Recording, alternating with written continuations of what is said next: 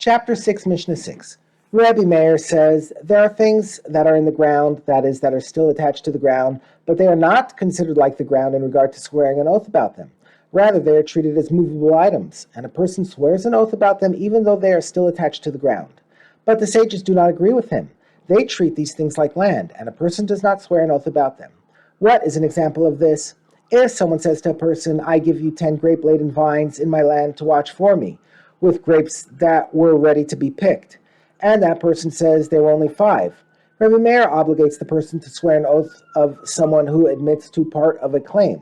Since the grapes were ready to be picked and no longer needed to be attached to the tree and the ground, they are considered as if they had already been picked.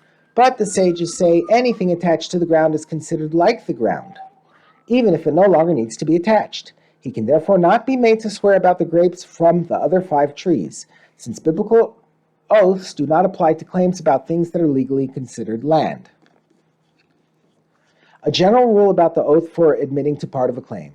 A person swears an oath for admitting part of a claim only about something that has either a specific measure, a specific weight, or a specific number.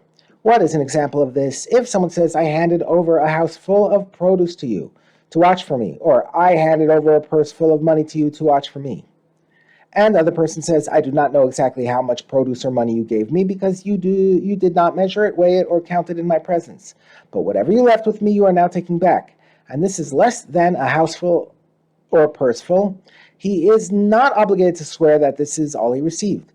This is because neither the claim nor the admission were about a specific measure, weight, or number. But if this one, the claimant says that the produce filled the house up to the beam by the ceiling, and that one, the person who had been guarding it, says that the produce filled the house only up to the window, then he is obligated to swear that he never received more, because the claim was about a measurable amount, and the admission was also for a measurable part of that amount.